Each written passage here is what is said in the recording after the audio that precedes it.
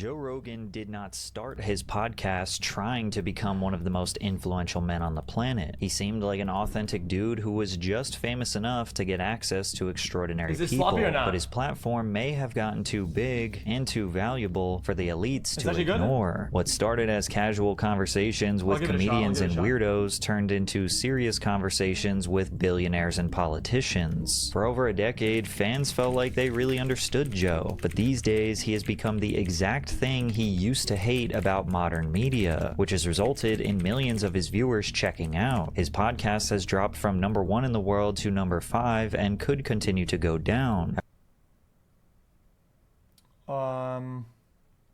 Chad, what do people even listen to podcast-wise? I mean, Pod Save America. Audio. Chad, 3.6 million what per month? I feel like people don't really listen to podcasts, genuinely. Like, I think people don't really do all this. Because these numbers look really low. However, anyone who's been watching for a while knows this didn't happen overnight. There were actually 6 key decisions that he made that slowly turned Joe Rogan into a shell of what he used to be. The first sign that everything was about to change for the worse was in 2020 when Joe Rogan signed an exclusive licensing deal with Spotify, reportedly worth $100 million. Now, this was life-changing money that most people would understandably take without hesitation, but it would cause a ripple effect that would slowly change Rogan's reputation forever. The first thing that came with the new deal was censorship. Spotify deleted 113 episodes or 300 hours of content from the JRE library. Wait, really? Some of those episodes included conversations with comedians like Joey Diaz, Brazilian mixed martial artist Rickson Gracie, and notorious conspiracy theorists like Brian Dunning and Alex Jones. It felt like a slap in the face to the fans because the wide variety of guests was what made the show so interesting. Sometimes JRE was genuinely educational, with scientists, doctors, or journalists having deeply nuanced conversations you couldn't get anywhere else. While we're on this subject of subatomic particles and weirdness,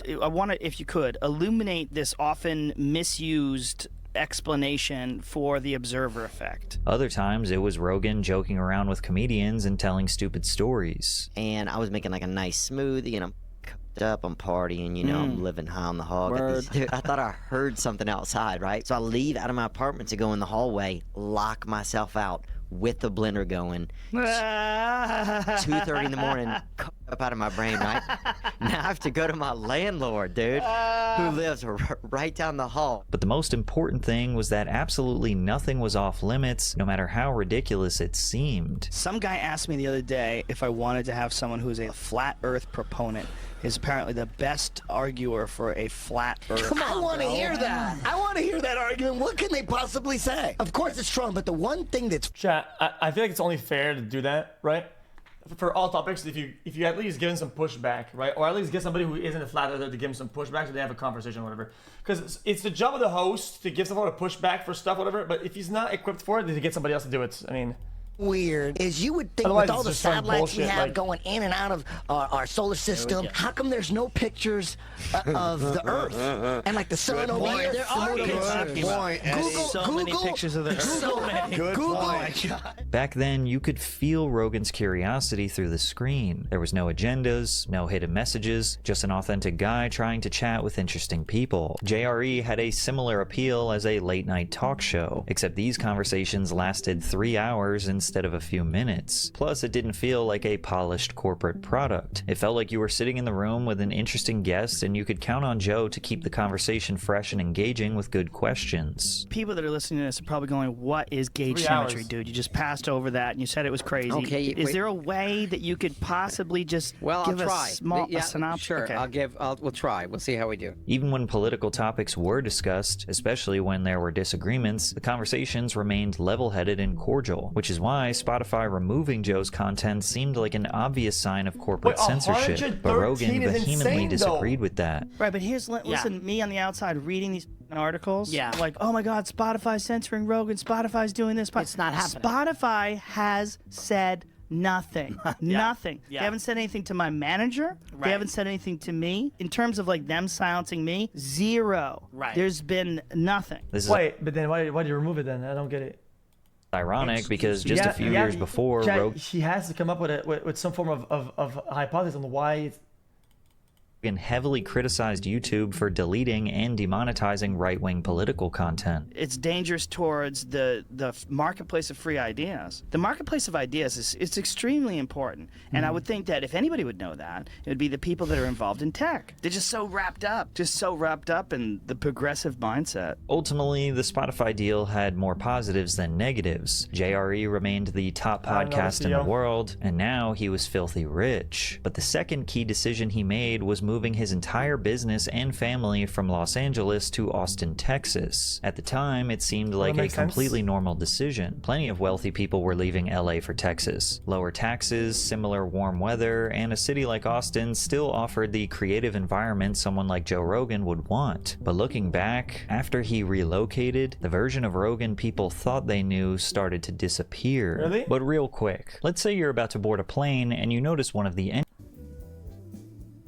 By April of 2020, Rogan watched as California was quickly becoming the leading state encouraging lockdowns during the COVID-19 pandemic. Schools went digital, parks were closed, and hundreds of thousands of dollars in aid were given to the homeless in dense cities. But on the other end, there were a number of states, like Texas, that were run by those who believed in herd immunity, which is essentially the idea that the overwhelming majority of the population would become immune to the virus after it ran its course, or after enough people were vaccinated, and they were more hesitant to shut down businesses to stop the spread. Rogan had justified leaving California for a number of reasons, but it seemed like the pandemic was roughly his 13th reason why. And what's the story? You moving?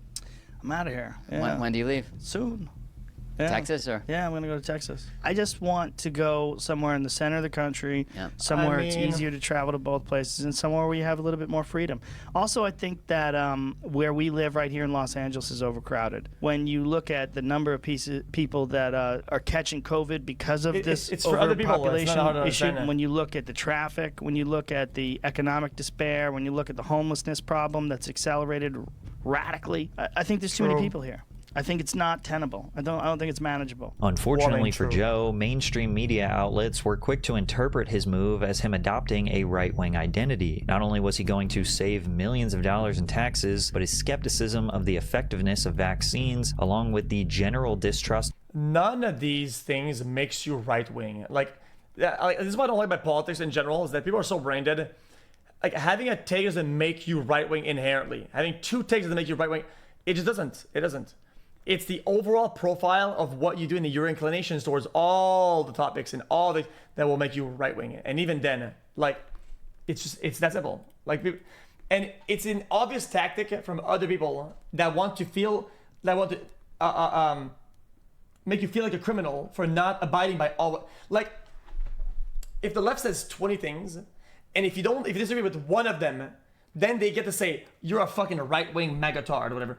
That's the weapon that they made and they try to use, though. And I don't think either side should do that. I don't think either side should do that. It's fucking bullshit. It's lame. And if you need this fucking tactic for people to stay on your side, then you're wrong. In my book, you're wrong. The COVID data made it seem like he was leaving liberal Hollywood for the heart of red state America. But at this point, most of his fan base still saw him as an open-minded and reasonable guy, and they believed that the media was forcing a political identity onto him that simply wasn't there.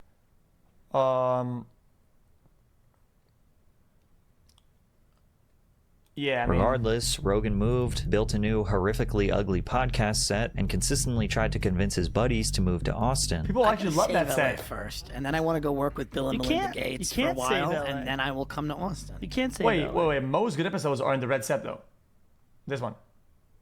What? I know. We'll see. But an issue that Joe seemed to underestimate was how being in LA allowed him to vastly outcompete other podcasts. The intellectuals and entertainers he had on his show either already lived in SoCal or frequently traveled there for business. And while Austin is still a major city, it simply isn't the same kind of cultural hub that attracts the wide variety of guests that made JRE feel so unpredictable and valuable. Another glaring issue was that Austin simply did not have an iconic comedy scene like LA. LA. Many people forget, or choose to ignore, that Joe's first career path in entertainment was stand-up comedy, making him almost a 40-year veteran in the industry. No matter how rich and famous he got, he still spent many of his weeknights at comedy clubs in LA practicing his craft, which is why he immediately got to work building his own comedy club on 6th Street called the Comedy Mothership. By 2023, the construction was finally finished, and he felt that his background as a comedian would make the Mothership a total success. This is the spot. It's just different than any other place we've ever been to. But it's also the only place that I've ever worked at where a comic ran it. Like a comic built it. It's also people that recognize there's a new scene here. I don't think there's any cancel-heavy humor spots, are there? I think it's like a non-issue. It's like saying, oh, everybody's canceling me, but who the fuck is canceling fucking like local bars or comedic spot that people make jokes that are dark? They all do it. I mean, what? So there's like this energy to that, and they want to come experience it. At the same time, stand-up comedy was becoming more publicly scrutinized than ever. Comedians were constantly being criticized or canceled for jokes about race, gender, or other marginalized groups. Joe often touted stand-up, particularly in Austin, as the last place with true free speech. Yeah, we say, you know, in the comedy world, we say we're the last line of defense. The woke meets the wall with stand-up comedy. Yeah, but that's the big ones, though. That tour and shit. You shit. can't have woke comedy. It sucks. It's impossible. That's not what's funny. Rogan's influence in the comedy scene made him a trusted leader for many comics. His podcast had become a more powerful promotional platform than Saturday Night Live, where comedians would double the size of their fan bases after they became a part of his sphere of friends, which has now been dubbed the Rogan sphere. And his move to Texas also inspired his buddies Tom Segura, Tony Hinchcliffe, Shane Gillis, and many other aspiring comics to move to the city. Tim Dillon was one of the only friends of Rogan who just couldn't help but point out the irony of choosing a place like Austin, Texas as a replacement for LA. City of Austin, Texas, let's be very honest, is dangerous. The homeless there are more aggressive than I've ever seen them in New York. Yeah. There's pockets of it that really do look San Fran-like. Yeah. It's not good. Yeah. Like as a metropolis, it's bad. It's pretty small. Really? It's small. It's brown. There's no grass. It's not green. It turns brown. For 4 months out of the year, it's over 100 degrees. The lake. Has he ever lived there before? I mean, I lived there. What? I think these guys are just kind of yapping a little bit. Yo, if you go to like the super dark spots and the super like alley heavy spots, I mean, sure, but that's like comparing like that to fucking LA's like fucking chat. Like, I don't agree with this. I don't agree with that. Like, if you go to like the super dark alleys that have no light, yeah, I mean, yeah, but yeah, it's exactly. It's like being some random street to Skid Row, like. Is vomit colored, and there are brain-eating amoebas that can swim up your nose and kill you within 48 hours. It's rare, but it happens. Other comedians generally felt just like no. Austin wasn't. Sorry, just no. This guy's just trolling. Just trolling. Bro, I lived in Austin for years. Are you kidding me? In New York, It's like Austin is dangerous. The homeless there are more aggressive than I've ever seen them in New York. Yeah. There's pockets of it that really do look San Fran-like. Yeah. It's not good. Yeah. Like as a metropolis, It's not good. It's bad. It's pretty small. It's small. It's brown. Sure. There's no grass. It's not green. It turns brown. I would rather I would rather have no grass or not a lot of grass, have a lot of brown than breathing in actual fucking poison on a daily. Buddy, LA has a severe coat of fucking smog. It's poisonous, buddy. Like, who is he talking to? I don't know who he's talking to. For 4 months out of the year, it's over 100 degrees. The lake is vomit colored, and there are brain-eating amoebas that can swim up your nose and kill you within 48 hours. It's rare, but it happens. Other comedians generally felt like Austin. Dude, you have to like dive in the water straight down, and the water has to go straight up. It's like a one chance out of like 1 bazillion. Like, you know, was an dude, unpleasant place to live or visit. I had no power for like 3 days. Yeah. Texas blows. I didn't know So, dude, the second you run out, Come on. Just say I went to Austin, and gotta tell you that Austin, that city is a boiling pot of evil goo. On top of that, critics felt like Austin became a sort of echo chamber for right-wing comedians who saw the Mothership as a safe haven from being canceled for their hacky comedy. I think that it's so effectively tribalized at this point. It really comes down to material. I mean, at what point... I'm not offended. The point of the video is how Joe Rogan fell off. And then it's just like some guy giving an opinion. into some joke about how bad Austin is, and it's like, dude, we're so far off the branch now. Like, we're just trolling the game. At what point? It's like whatever they represented in terms of policy. Even in broad daylight, even when the lights are straight up, people go in Hollywood and they get fucked up when they go 10 feet off the fucking, and even in the middle of the street they get fucked on. Like, come on, man, just don't even try it. It's not a stretch. It sounds it's stupid. like they won. Trans people are frightened. They have no ability to get health care anymore, and they're afraid of being alive and have no freedom left. So that's done. When do you stop with the jokes? Like immigrants, okay, well, they're being ripped away from their homes, and they're all terrified, and okay, so that's done. When do you stop with the joke? Right. I mean, it's one thing to pick on the vulnerable and the marginalized, but I mean, they're down. Yeah. I mean, like, why do you got to keep hitting them unless you're a hack? Now, there's a question. More and more respected comedians have been echoing the same criticism, that the Austin comedy scene is relying too heavily on being anti-woke rather than producing funny material. There's something about the place that I'm just not... The place, you mean Austin? Yeah, the mothership Austin, that's all one. You just mean, so you're talking about just this whole concept That's of the doctor Austin guy comedy. Yeah, Austin comedy. I didn't like the vibe at the mothership. I got in trouble for being in the green room, apparently. Oh, you did? I got a security guard took me into the green room. Took you right out. And I was like, hello. And then apparently after I wasn't invited in, so apparently Joe was mad at me. It's the other comedians. Mm-hmm. You don't like it? It's very F-word. Some comedians even feel the need to be sarcastic when they criticize him. Perhaps they fear being blacklisted by the new comedy gatekeeper. Like the comedy mothership is so tight-knit. Right. And I also heard it's not a fun hang if you're an Austin comic. What, the mothership? If you're not like in with Rogan and his crew, if you're coming up, it's not like the Cellar. The Cellar, you could sit at the bar and feel awkward. Yeah. I've heard the mothership, you have to get past Navy SEALs to get into the green room. I love Rogan. I love the club. I think it's perfect, and I don't know what you're talking about. I have no idea. Okay, I'm unbiased, generally. I think I'm watching some guy just complain about nothing burgers, like shit that I don't give a fuck about. Like, this is like not like literally non-issues. Oh my, oh, this is called the anti-cancel spot. I'm gonna go there. Oh, somebody said the F word. Whoa, I'm so put back by it. Like, dude, like, at one point you stop performing for the camera, dude. Like, we get it, man. You voluntarily went to a place called No Cancel. You know the vibe of it, just off the name, and you get mad if somebody says it. Like, really? Yeah, and every time I go, I feel joy in my heart. Only club that when they go, do you want to come? I go, yes, before they even say, and then I feel joy. Yeah, and he swung me. I'm all in on Trump. And considering Rogan's power and influence in the world of stand-up, you'd think he was this legendary act. Which brings me to the next key mistake he made, releasing a comedy special in 2024, where he even failed to convince his own fan base that he was actually a funny comedian. When people think about Joe Rogan's comedy career, they usually don't remember the jokes, but they might remember the moment he went on stage and called out Carlos Mencia for stealing them. You're not cheering? What's up? Can you cheers for something great? Those are cheers. They saw you perform and they like you. And you know what? That's great. I'm honest, bro. And even though most people don't recall ever laughing at his stand-up, he has included himself into the extremely small group of the elite 250 comedians alive today. And it's also small, because there's so few of us. And worldwide, there's maybe 500 of us on the planet. You know, you got to be real generous and say 500 because it's really probably about 250. This wouldn't be as... Chat, I think the top 500 of comedians is like really easy to get into. Okay, it's mostly marketing, because if you're not marketed, you can say the funniest joke, you'll never make it on any list. You can be the funniest person on earth, you'll never make it anywhere. Yeah, you need to have an audience that you have tailored and built. You have to market yourself. You have to become a brand enough to be on shows, to be on TV, to be picked up. Like, it's a process that is a lot more than just being funny.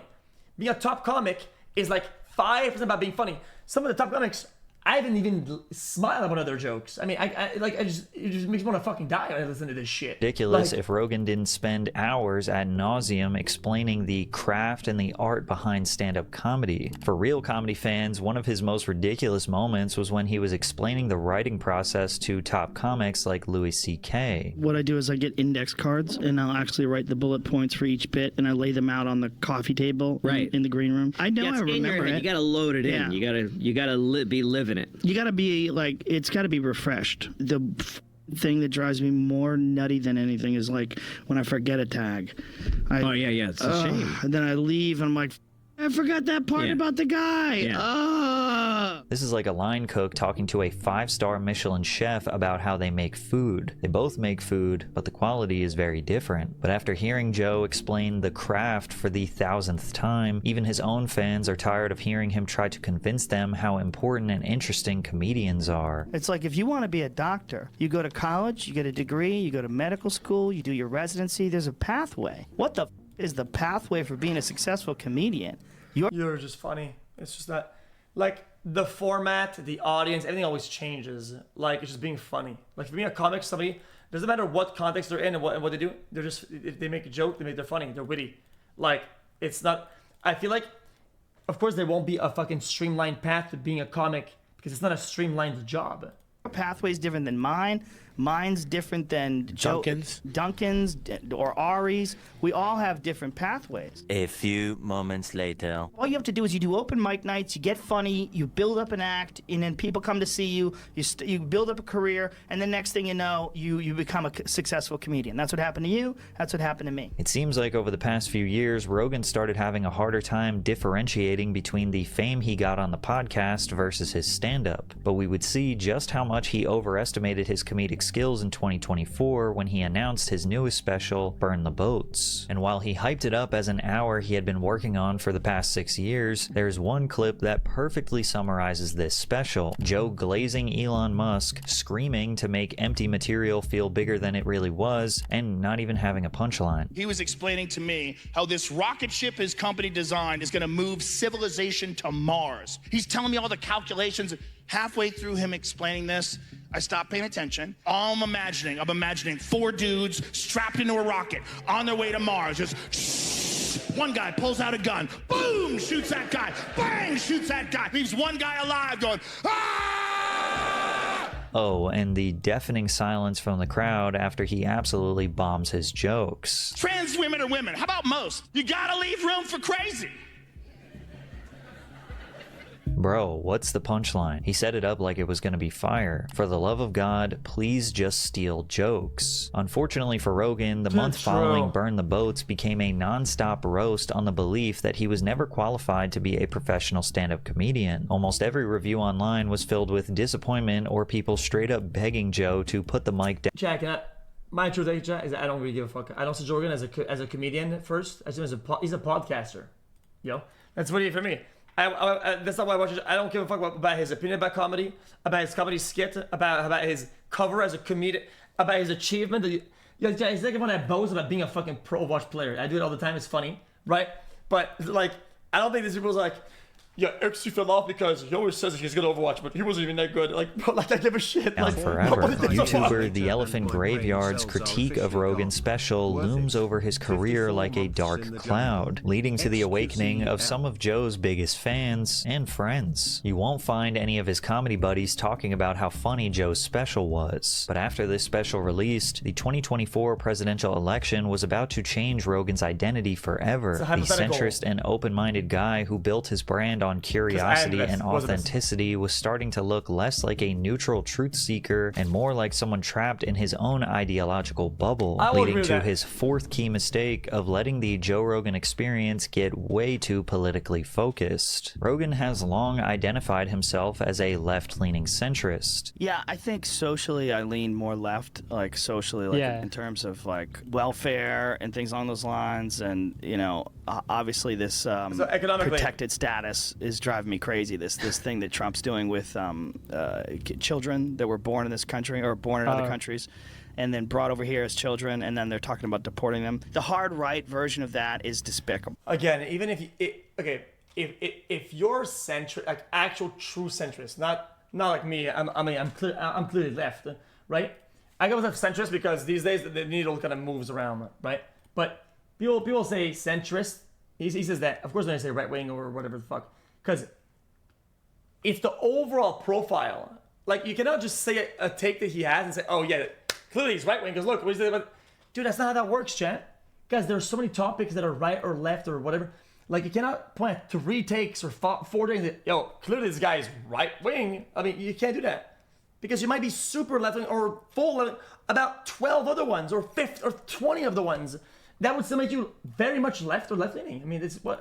These people that I see online, why didn't they apply for citizenship? Oh, who knows? Maybe because they're 13. Yeah. You know, like, were you out there applying for citizenship if you were 13? He even once said he would never have a politician on his show because he understood they'd never be as authentic. See, check this thing. See, like, bro, see how dumb you sound? I'm left BTW. Yeah, exactly. All my takes make me absolute left. Like, you point out one thing, even an opinion. It's just a picture, and you like, you're the exact trap I told you people do. You're doing it right now. I mean, you just sound stupid. Take as his buddies. I've had requests from all of them. Really? Oh yeah, Biden, Warren. How do you resist that? Because I have my friends. I'd rather talk to my friends. Yeah, I know. And his political identity made sense considering he would talk about. What? I don't understand. Who knows? Maybe because they're 13. Yeah. You know, like, why didn't they apply for citizenship? A version of that is despicable. This here is children that were born in this country or born in other countries, and then brought over here as children, and then they're talking about deporting them. The hard right version of that is despicable. These people that I see online, why didn't they apply for citizenship? Oh, who knows? Maybe because they're 13. Yeah. You know, like, were you out there applying for citizenship if you were 13? Even. I mean, in that particular case, they would go with their family back. No. I mean, like, what's the alternative then? You only deport the parents and you leave the children there? I mean, is that really the alternative? You leave the children by themselves with nobody in America. You find them some form of whatever, and then you deport the parents. I mean, what the fuck? What's the alternative? Once said he would never have a politician on his show because he understood they'd never be as authentic as his buddies. I've had requests from all of them. Really? Oh yeah, Biden, Warren. How do you? Born citizens. Yeah, exactly. But that doesn't make their parents born citizens. Like, what? Do you resist that? Does it? Because I have my friends. I'd rather talk to my friends. Yeah, I know. And his political identity made sense considering he would talk about the medicinal value of psychedelics, question government conspiracies, support gay marriage, and be prideful of the Second Amendment, all with. No, Dylan, you're wrong. In that case, you would deport the parents, and the child is parents. They have to go with their legal guardian. Like, I think it's that simple. I think you're making something that it's not that it's not. Yes, it can be very harsh, and I agree it's fucking harsh. And some of this shit is fucking awful, and I disagree with it fundamentally. But I think that what you're saying is that, let's say there's a guy who comes in illegally, right, and he gets a child, and that one is a U.S. born citizen, right? That. I don't think it gives de facto the parents citizenship. So that person is deported, then they would go with their legal guardian. They're just following the parent. They're just following the parent because the parent is deported. What is the alternative to this? Like, what you do then? You deport one and say, oh, by the way, child, you have a choice. No, you don't have a choice. They follow their leadership. How's an exploit? Well, I'm not going to what you're saying. Who has decided if you're born here, then you are allowed to live here? Yeah, but you're a child. You have no rights. Like, when you're a child, you have no rights. I mean, no. Your parents is what goes. Like, you know, what I'm saying is that if the parents says we're going there, you're going there. You don't go, the Bill of Rights says the freedom to move wherever I want. Well, if you're fucking 9 years old, your dad says, yo, we're going home. You don't go and call the police and say, my dad says to move and I don't agree with being moved right now. Like, what the fuck are you talking about? Yeah, I didn't realize you don't have those. So many Hassan viewers in your chat. What the fuck? Then one episode. He genuinely felt reasonable and relatable to millions of people, but after. Guys, when you're a child and you want to go out at 10 p.m. and give a curfew, you don't have that right. If the parents say, yo, you're not going outside, you don't have, as an adult, if you want to go outside and somebody says you can't, right? Then they're committing false imprisonment. They're committing a crime by not letting you leave. Yeah, that's a crime. When you're a child, you can't get out of the house because the parent says, no, you don't. Yeah, no, you don't have the right to go out. Yeah, they are the legal guardian. They tell you what the fuck to do. Like, how is this hard to understand? Re-signing with Spotify, this time for $250 million, he started to look and sound more like a wealthy elite trying to cosplay as the common man. That illusion became more obvious after he sat face-to-face with Donald Trump for a multi-hour-long conversation during the presidential campaign trail of 2024. Joe wasn't really challenging Trump on his policies, but rather giving him an open platform to pitch himself to Joe's millions of listeners. Then again, Joe said that he wanted to have Kamala Harris on as well and give her the same exact platform he gave Trump, but he claims they wanted to compromise the integrity of his show. Brother, I'm telling you, one, true, two, buddy, we had sent multiple requests, full team, and not just me saying, yo, we could do a podcast. We had said multiple things. Bro, they don't give a shit. They don't want to do it. Like, the only interview that they, and that's not just me. How many Kamala appearances have there been total on any content creator? Not just me, because you can say, oh, but you're a nobody. You're a nobody. You're so small. Okay, fair enough. Then I don't give a fuck. Then you know what? Put me out of the equation. The only one she's been on is the fucking, the guy with the glasses, the Shack, or whatever the fuck it's called. What is it called, chat? The bullshit. Chat, the call me daddy. Like, Shannon Sharpie Shaq. That's the only appearance she did on a content creator or creator media. Like, it's the only appearance she did. That's not something that Trump is doing or interviewers are doing it. That's something that they are not doing. That's something that Kamala isn't doing. This is something that, like, that's their fault. Like, don't put this on them for having them on. Put it on Kamala for not going on these shows. Like, I needed to come here when she was in Texas, and I literally gave them an open invitation. I said, anytime. I said, if she's done at 10 o'clock, we'll come back here at 10 o'clock. But it was... Oh, my political opponent is going on these megaphones. He goes on these free channels with big megaphones to the youth, and they're popularizing it. They're gaining viewers, and they're marketing themselves, and they're getting free voters by just going on the podcast. I will not do that. And I'm gonna say, he's going on the podcast. Then go on the podcast. What the fuck is wrong with you? Like, fucking old chumps. Are they so stupid? It was very difficult to tie it down, and they wanted to travel. And see, the thing is, like, you can't, if I go somewhere, then there's going to be other people in the room, and they want to control a lot of things, I'm sure. My whole goal with her and with him is just talk, have a conversation like a human being. With the world feeling more... Because the problem is that with Trump, genuinely, I mean, let's be honest, if you sit down and you just talk with him, right, he really gains voters, right? It's what he does. It's whatever. Like, you can argue, whatever. Like, the reality is that when you sit him down like this, he will just genuinely just gain voters, right? If the left is scared of losing voters by talking, then don't blame it on him for going on the shows. It makes you look fucking brain dead. You look so short-sighted and unintelligent when you blame him for going, because you won't do it.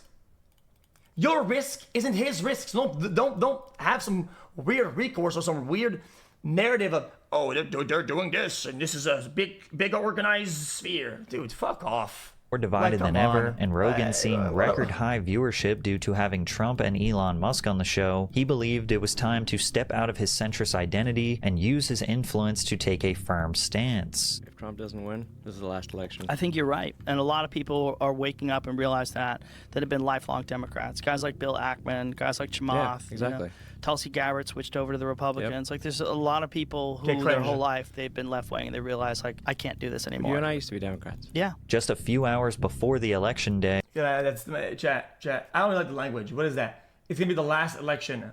What do you mean by that, bro? It doesn't matter if you're unhappy or happy. Whatever. The elections are gonna happen. Like, fuck are you talking about?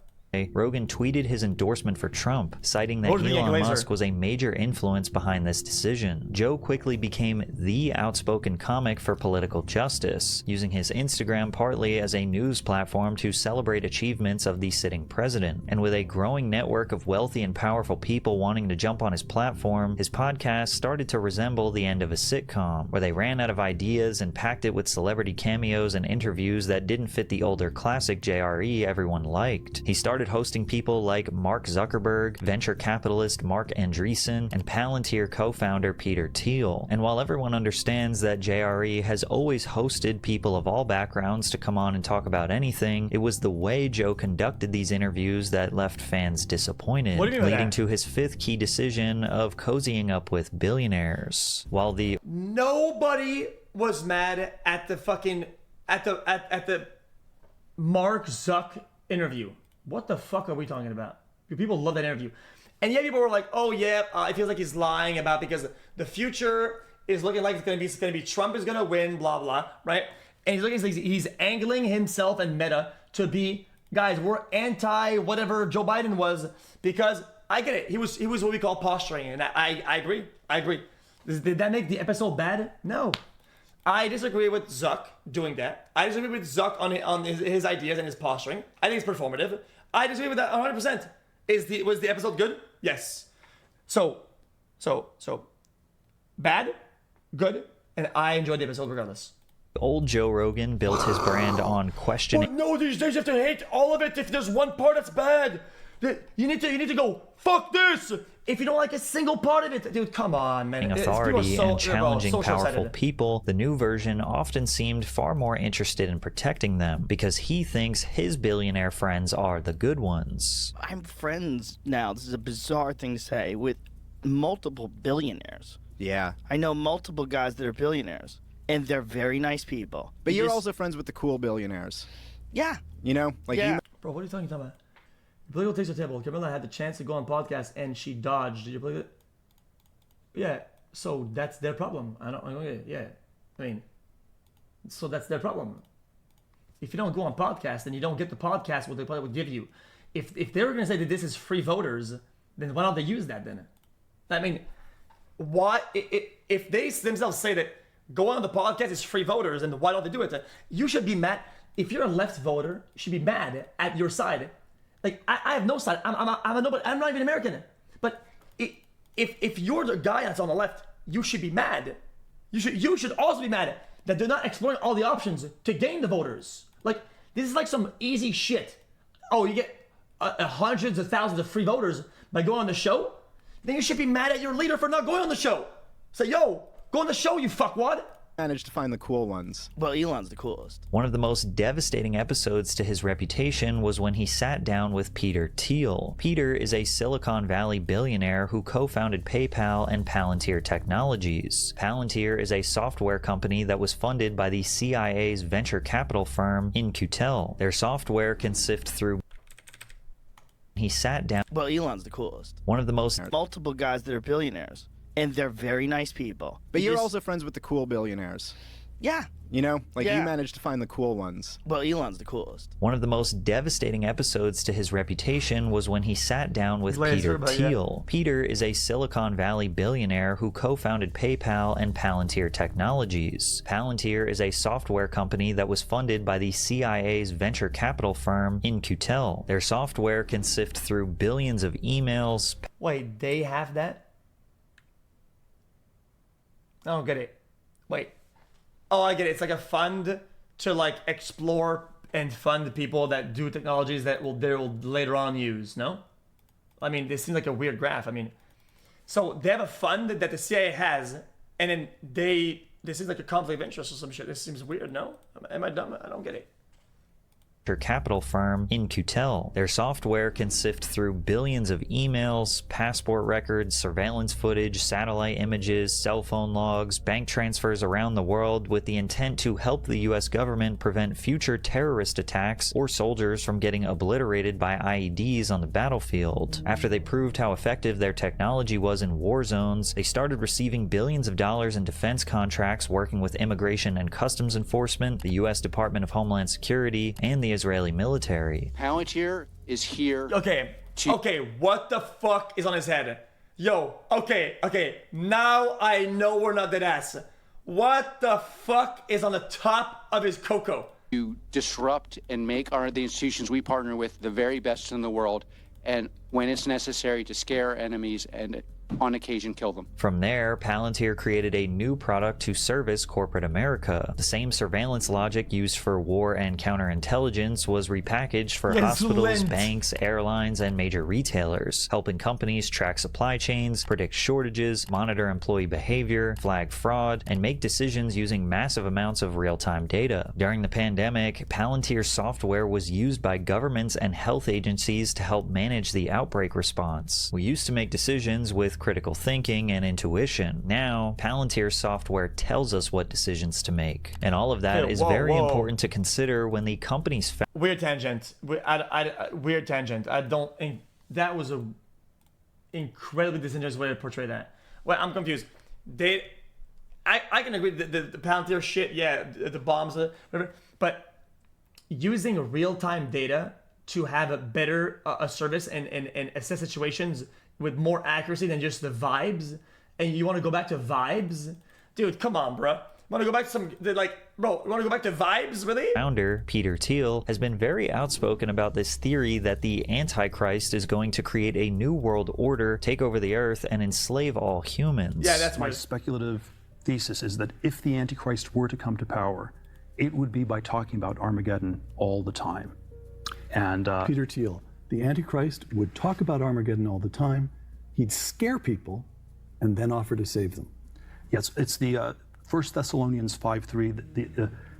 The slogan of the Antichrist is peace and safety. What's interesting is that Peter Thiel's fear of the Antichrist sounds more like a projection of what he's doing. When the guy goes on podcasts, my brain turns upside down, genuinely. Like, buddy, run the fucking thing that does the fucking whatever tracking and the bomb thing. Like, bro, we're not listening because to this his shit. company We're sells not listening global to this surveillance shit, bro. technology to governments that want to monitor its people for the sake of peace and safety. He also had a strange non-answer when asked if he would prefer that the human race survive. You would prefer the human race to endure, right?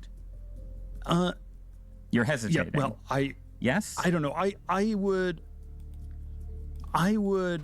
That's because this guy probably reads a bunch of books and shit, and probably has a bunch of knowledge or whatever, and so he's on some form of philosophy. And because of what he knows and what he thinks about philosophy, it makes sense. It makes sense. Like I'm not. Is that you're being asked a question at a certain level of thought, right? And this guy is doing a thing where he's overthinking and he's giving an answer at a different level of thought, and it's why it has this bullshit disconnect. It's not that hard to understand. This is a long hesitation. This is a long hesitation. This was Rogan's reaction to that response, by the way. You ever see that interview where Peter Thiel, they ask him, should the human race survive? And he has like this long pause. It's like, it's a really funny pause. Because if you know Peter, he's a brilliant man, and Peter carefully considers everything before he answers it. And just to add a cherry on top, Thiel was referred to by Jeffrey Epstein in the files as a great friend, and Epstein personally invested in one of his businesses. Joe Rogan had a wide open opportunity to ask important questions about Palantir's technology, global surveillance, military contracts. If he actually believes that about human race, then I mean, clearly there's something wrong with him. Unless he thinks that like we're gonna max out the technology so fucking insane that we're gonna create a simulation and fucking inject all of humanity into a fucking box, run it on solar, and fuck it, everybody's dead, and now we all live forever. Like the ethics of building software that helps governments target, control, and kill people. But no, Joe Rogan did not ask a single question about Palantir or the Antichrist. Instead, Peter controlled the entire conversation and acted like he wasn't a player in the corrupt world run by big tech. I don't know. You know, they're all the Jeffrey Epstein conspiracy theories, which I'm probably too fascinated by because there was some crazy stuff going on that they were able to cover up. And still are. Doesn't it, the fact that we're still talking about Jeffrey Epstein, tell us how hard it is to come up with anything else? Do you have a theory on what was Bill Gates' complicity with Epstein? I think he likes... I think he's a man. I think he likes power. He likes monopoly. I mean, he's incredibly effective with Microsoft. Well, why is he pointing fingers? Wouldn't this guy be in a position where he knows a lot more than these guys? Like he's like some guy who lives in a house pointing at some guy who delivers the mail. Like, yo, hello, this guy, man, maybe he knows something about this house and you lived in it. Like, bro, are you fucking chilling or what? Do you think that he needed Epstein? I think it's very difficult for a very famous, very high-profile person to around. think it's very difficult. I find it funny that Joe is talking about this billionaire elite, Epstein, and the CIA without ever mentioning that Thiel himself is involved in all of those areas and does not actually ask any direct question about his personal involvement and experience in those circles and conspiracies. Asking Peter Thiel about conspiracies... Yeah, he could have literally just humanized it, like, oh yeah, like walk us through like what it was like, and if this guy just let's say that it was only, oh yeah, we went to the fucking, I don't fucking know, went to the fucking Shake Shack, got some fucking burgers or whatever. Like, oh, okay, I mean, even I don't believe it, I kind of get it, whatever. But when you act like this, I mean, what else do people have to go on? I mean, you just it's like asking the Illuminati if they're real. Joe had on Kurt Metzger shortly after, who tried to convince Joe that Peter Thiel was lying to his face, and Joe immediately rushed to defend his billionaire buddy. Peter Thiel, I watched you talk to Peter Thiel. I've never seen someone lie so artlessly and autistically in my life. What did he lie about? Oh, dude, I'm gonna put this out about Epstein Island. Maybe it's just some guys were cheating on their wives. Yeah, maybe that's all it was, Peter. See, the thing is, he's a gay guy, and he's not interested in going to that island, so he's probably on the outs. And allegedly, I mean, I don't know. I don't know if he supposedly ever that's went. not the only game in town. Oh, I'm sure there's gay blackmail, but you can't when a guy's single and gay, like, what are you gonna get on him? It was only months later. What the fuck is bro saying? I mean, yeah, okay, clearly Joe Rogan, like, his brain turns off when it's about, like, one of his billionaire boys, whatever. I mean, his brain turns off, clearly, because, I mean, it seems like he's lagging. On an episode with Tim Dillon, that Rogan finally came up with some interesting thoughts about Peter Thiel that he should have shared when he was sitting in front of him for 3 hours. That's what bothers people about this Palantir thing. The Palantir thing is very odd. A lot of people feel that this is the precursor to a social credit score, a digital kind of police state, and that it's being done under the guise of security, that you will be safer. You know, Peter Thiel's giving a 4-part lecture on the Antichrist. Yeah, that seems odd. 4-part. Well, here's what's really wild to me. It's not just one. Chat, what's wrong? Them developing it or the government buying it? Like, I think you should always center it and recurve it to the government shouldn't. No, I don't think it's both. I disagree.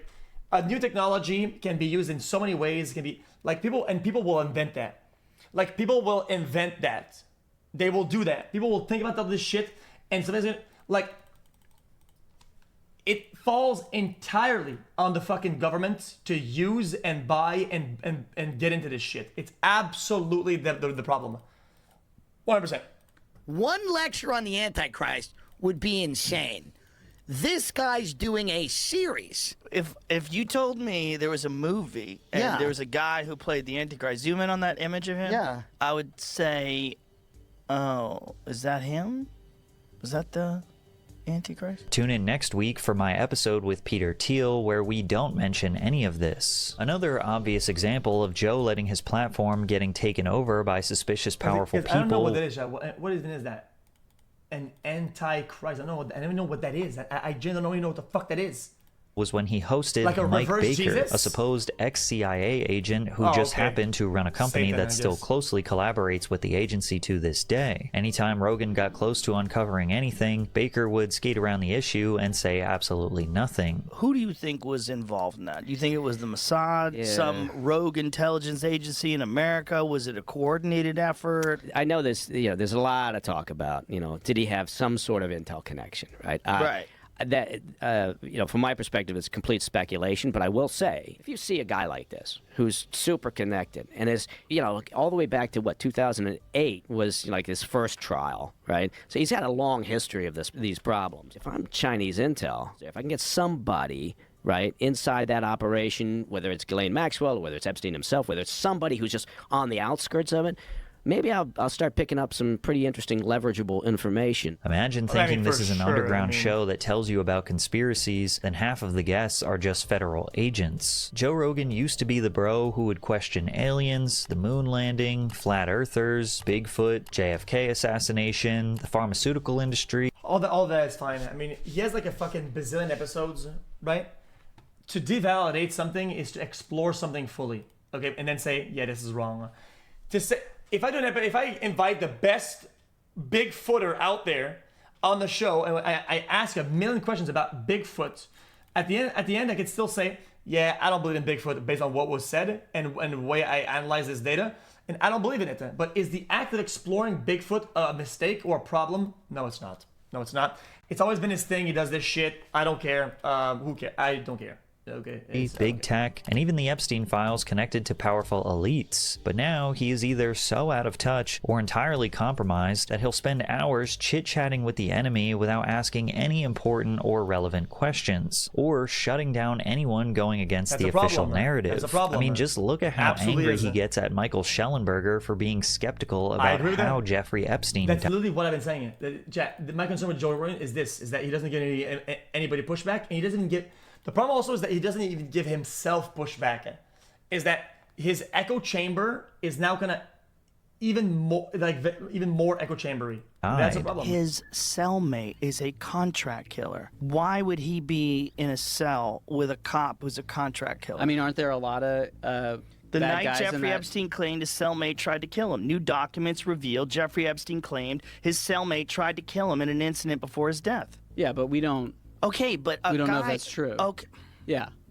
Why are you dismissing it? I'm not dismissing it, Joe. Look, But you maybe are. more evidence will come out. I'm just saying, like, if you look at the evidence we have, you're looking to dismiss it. No, I'm saying I was confident it was a homicide, and now I'm not. Were you aware of this? Yeah, of course, all that stuff. You were aware that he tried to kill him? Of course. You were aware that he said aware this? that he said that. Well, how come you never brought it up before? You seemed shocked when I brought it up. Well, because my understanding is it was an attempt 18 days before. Okay, but if he said this guy tried to kill him, why didn't you take that into consideration? Joe seems pretty.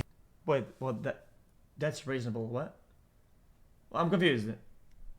No, but that makes sense though. What? Guys, he's literally asking him to debunk it.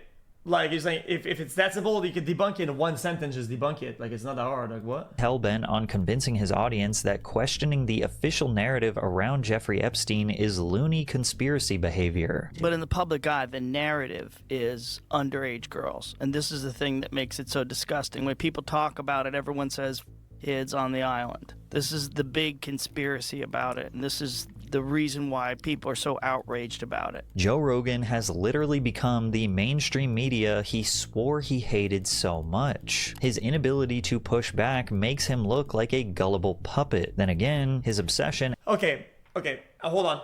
Also, this is also, it's unfortunate this system has been gamified. The game is, hold on, this is the game.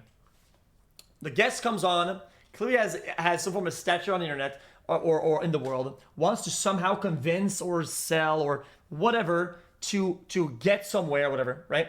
And then the podcast host also has this game where they want to give pushback, but not too much, because if they give too much pushback, then people are going to know that this is the show you go on to get debunked live and fucked on, right? And the guest is going to shut down and leave, and then it's going to be the end of all of it. And then they have to slowly do a ratio of pushback. It's like fucking 5-10%, whatever. And sometimes you literally just can't do it. And in my opinion, if you can't do it, you shouldn't have the show. I've always said this. It's just a grand scheme or whatever, right? It's not that you shouldn't have it, is that you should be careful on what to do if you you have no vulnerability. Yeah, the Aiden with Trump thing, I agree with that off the rip. It was a glaze fest. I said it. It was an absolute glaze, and there was no discussion where there'd be any pushback, was even 1%. That's inherently a problem. It's a problem. I will always agree with this. So it's why this game of like, oh, no pushback. Well, can't give that much pushback, but true. He said he doesn't need any pushback. On AI was only making that perception worse, which is the final nail in the coffin that could kill the Joe Rogan experience for good. It's one thing to use AI as an additional tool, but Joe Rogan's lack of skepticism towards AI is truly scary. The first warning sign was when Joe referenced an obviously fake AI video of Tim Walz dancing and wearing an F Trump shirt, but he refuses to fully accept that he was tricked by AI because it seems like something Tim Walz would do. And then that person goes wacky, like Tim Walz. That's right. Did you see where he had a Trump shirt on? Yeah. And he's... So this is like when your grandma watches a fucking GTA clip or whatever and thinks that it's real life. And no. The guy got run over by a car full speed. Yo, it's a GTA clip. It's a GTA clip. Just fucking stop. Like dancing and going down an elevator. Have you seen this video? I haven't seen it. Please play it. You go full screen on Is that really this yes? him? No, it's not real. It's real. No, it's not real. Yes, it is. No, it's real. I love it. It's real. Come on, man. Jamie's compromised. Look at them dancing. The that is so real, Jamie. By the way, if this was real, he might have won. It's probably a real person. It might not be Tim Waltz. The Trump is AI generated. No, he slaps his ass. That is hilarious. It's definitely him. This is all 100% real, Jamie. You're a plant. Does it say that it's AI? Everybody says the it? The video I played on top says it's AI generated. Yo. I fell for it too. Yo, saying no, Jamie, one time, okay, funny. But if Jamie's the info guy, background guy, whatever, and he's given like 5 times, like, bro, lock in, man. Like, bro. And you know why I fell for it? Yeah. Because I believe that he's capable of doing something. But that's his dumb. essence. He's so weird. Joe's ego, along with his allegiance to big tech, has completely convinced him that AI could never. I get it. They're doing this skit, and now because we're not watching the pod, we can't see it. But it was a whole skit to him to get out of this position where he was wrong about it. And he didn't sell it that, it's actually AI, by the way, guys. And I think he should do a better job at that. I agree. Be wrong. Did you see what they just did to the guys that won the Super Bowl? Do you see the jock tax? Yeah. Jamie, you see the jock tax? Yeah, it's not a new thing, though. I understand. It's specific to California. Yeah, and this jock tax in California, some of the players lost money playing in the Super Bowl. They had to pay. Oh no, it is true. Like me. So. No, it is true. I lost money playing in the I World went League. through AI last night. No, it was in. They pulled it up on Grok, and people analyzed it, and it's based. No, Jamie. Jamie. Joe's show producer, Jamie, has been a part of JRE for nearly 15 years. That entire time, he was the guy behind the computer pulling up articles, old interviews, scientific studies, and source material whenever Joe needed a fact check. When conversations went off the rails into wild theories, Jamie would root the conversation in reality. But Jamie's research has now been replaced with the blind reliance on the sponsor of the show, Perplexity AI. Jamie, pull up that picture. Actually? Like, see if you could pull up one and see how many. Hey, God, could you put that in? Chad, why didn't they have Jamie be the DJ of Perplexity, where he DJs it, where he uses Perplexity live, and it gives him the result, but it's still Jamie pulling it up, and he's like, he is, okay. Into our lovely sponsor, Perplexity. But it doesn't stop at just sourcing information. Rogan is infatuated with an AI cover of Many Men by 50 Cent. You haven't heard the Many Men version, the AI version of Many Men? No. Okay. Have you heard what they're doing with AI music, speaking of jazz? Yes. Have you ever heard any of the AI covers of 50 Cent songs in soul? No. I'm going to blow your mind. Okay. This is my favorite thing to do to people. Chad, he's literally getting it, maybe a little bit old, where he's genuinely like the grandpa. Have you seen that cat video on the YouTube? The cat with the ears? Chad, the cat with the ears, that's a great video. You have to watch it. It's like, dude, shut up. I've seen it. Come on, bro. Your mind. Okay. He's just turning grandpa. It is what it is. There have been multiple episodes where Rogan holds his guest hostage and makes them listen to an entire AI song. Been getting into AI music at all? A little. Have you heard What Up Gangsta? No. Oh, yeah.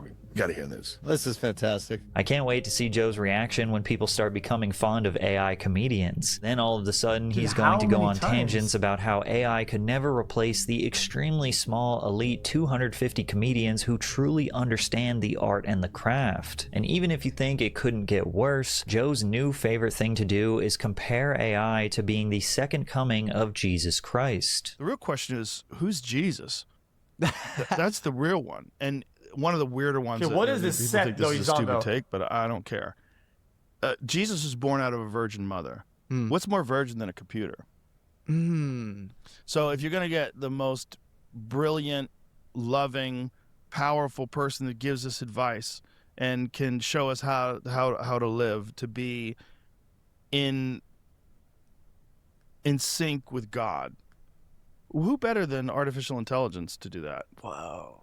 If Jesus does return, even if Jesus was a physical person in the past, you don't think that he could return as artificial intelligence? Oh my God. Like, artificial intelligence could absolutely I return. think it's like talking to some guy who has like a fucking triple PhD in philosophy, and he tells you something or concept or whatever, and you have no idea what the fuck he's saying, and then you regurgitate it in your own words, and you have no idea what the fuck you're saying. Like, genuinely, yeah, bro, what the fuck is he saying? Jesus.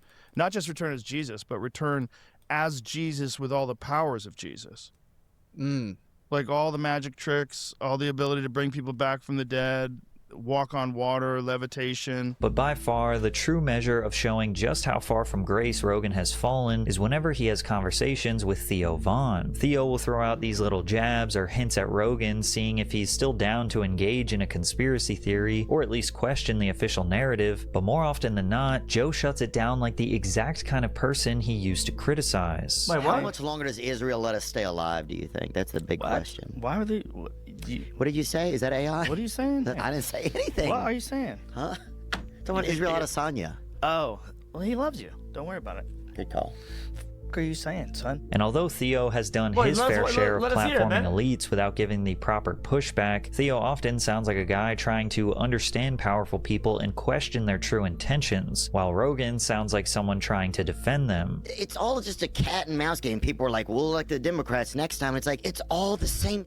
Has been happening forever. They haven't been helping anybody forever. They're letting politicians slurp on kids. All of our money goes to Israel and they're using it to genocide people. It's like everybody is scared out of their wits right now. It's like, I don't know, man. We gotta get you off those antidepressants, son. You're losing your marbles. You think I am? Come hang out with us. Just chill out. I'm here. Just chill out at the mothership tonight. Dismissing Theo Von for being upset with the current state of the world is incredibly ironic, considering Joe, just a few weeks ago, also said how the news is too overwhelming for him now. Bro, I'm scared of everything. I have to stay offline. I'm reading too much of the news, and it's overwhelming me. Like, sometimes at nighttime, like, I can't wind down. Yeah. This is like, there's too much news. We're about to go to war with Iran. Everyone's eating beef jerky and pizza. Like, what are these? What the is pizza? I know. You know, how far does this go? If the news reaches me, it's news. If it doesn't, it's just not news.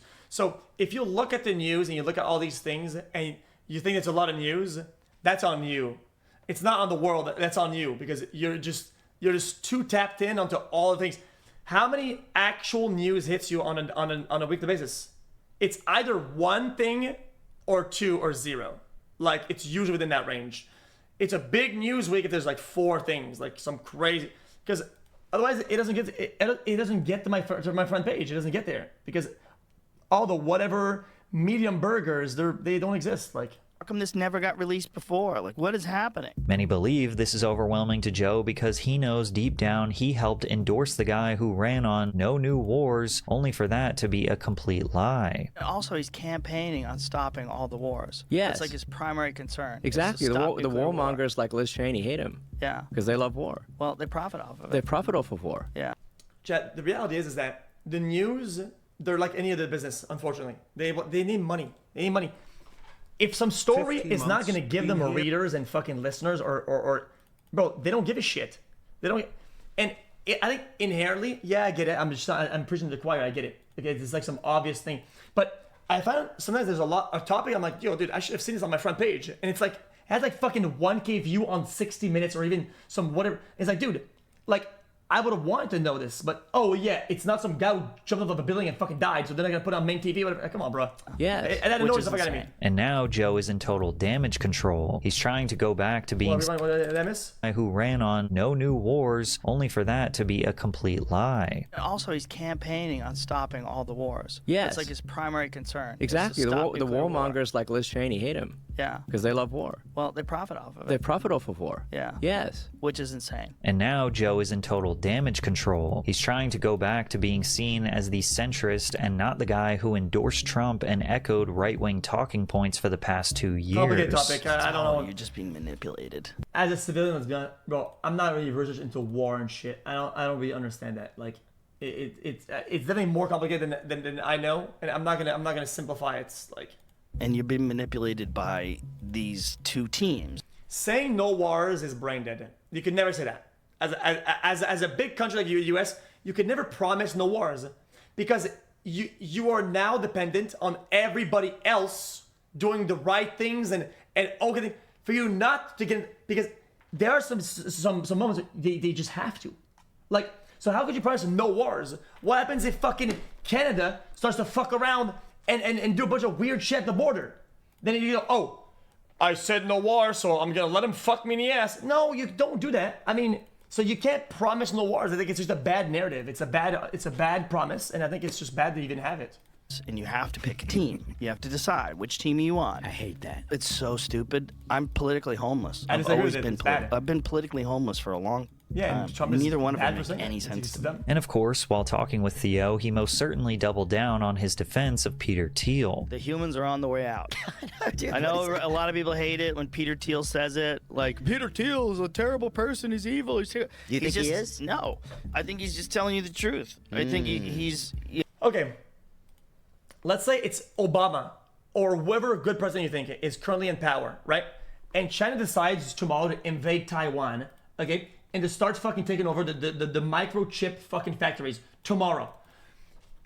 If whoever president said no wars coming into the president, do you think well, I think it's a good argument. I think sometimes there are things that it's gonna have war.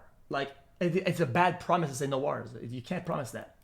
Yeah, because there's allies, there's little guys to protect. There's like. It's about, but the U.S. is ingrained in the entire world. There's super. What people fail to acknowledge the world's superpower? Like they're a superpower for a reason, and at that point, they become some form of force against some people doing things. Like that's just what it is. And if somebody does something, they will act. Like what the fuck? You know, when they said, do you think human beings should survive? And he had like this long pause. Oh, yeah, I remember. And then the interviewer was like, the answer is yes. The answer is yes. You think human beings should, which is not how you're supposed to do an interview. I would let him talk as long as he wants. If you watch my podcast that I did with him, this is long. I don't understand the Iran thing. I don't understand the conflict, so I would be able to tell everything he does. He wants to be very careful before he answers it. If you ask me the same question, is it important that humans survive? Is it important that Australopithecus survived? It's not. Is it important that Neanderthal survived? It's not currently. Currently not important. Is it important that humans stay in this form? It's not. It's not going to be. Joe Rogan is 100% no longer someone questioning powerful people. He treats their predictions about AI, surveillance, and the end of humanity. Let me guess. Peter Thiel told them that we're going to push humanity in a fucking tin can into space and to fucking and whatever, and he's regurgitating the same talking points. Like we get like uncomfortable truths the public just isn't ready to accept. This is a major reason why his podcast dropped from #1 in the world to #5. Rogan built his entire reputation on distrusting institutions, warning people about elites, and encouraging individuality. Yet here he is wholeheartedly accepting the idea that human beings are basically obsolete, that AI replacing us is inevitable, and that resistance is pointless because progress has already been determined by the people building it. He is fully convinced that whatever we morph into from here is objectively better. His total disregard for the entirety of human history is alarming, even though that is how we got to where we are today. And the strangest part is how passive it feels. You can resume this video by saying he doesn't give people pushback, and unfortunately, not giving pushback, he actually got convinced of these things and is pretty solidified in those things. And it's a problem. It's a problem. And if for you it's too much of a problem, you don't want to launch a show. Then you don't watch a show. I don't think it's inherently what podcast has been failing. I think they're running out of guests. They're running out of topics. I think they're running in circles. I think he's getting old. It's not that big of a deal. There is no fight in him, no concern for the loss of purpose, love, meaning, soul. Just this detached acceptance that if billionaires say the digital god is coming, that we should all just bow down and obey. For the MMA fighter who used to question everything, Rogan today is way too comfortable submitting to the future that shady. So he praised him for doubting everything, but then he gets mad at him for covering Bigfoot and shit like that and fucking conspiracy theories. Dude, that's what that means though. That's the extension of being curious, of debunking. Like you have to tackle things that you don't agree with, that you don't think is real, and just okay, well let's explore that. Maybe there's some people, and even if what? Is it was good? That's what I'm saying. But I thought you said it was bad after. Billionaires have created for him, and this is large in part to his allegiance to Elon Musk, someone that many felt was the cool and trusted billionaire for a long time. You can never be cool for a long time on the internet. That never can happen. Never happen. Even people that have been on the internet for literally 1 year, they have zero problems. Okay, they'll be big on the internet for like a couple months, and someone will say, "Isn't this the guy that told a lady with her child to back off at the restaurant 30,000 years ago? Dude, isn't that the guy who like, dude, smile. Like, it's just what people do. Okay, you cannot be cool on the internet. Being cool, in my opinion, if you're cool on the internet, it's almost a problem. It's because it means that you've crafted your thing so well that you're a crafter. You all you do is min-max your image. You're weird. Like, you cannot be cool, and if you are, you're not cool. Bang, said it. That's why I'm the non-coolest. I'm the fucking cool antichrist. Boom. Because you have to be. Come on, bro.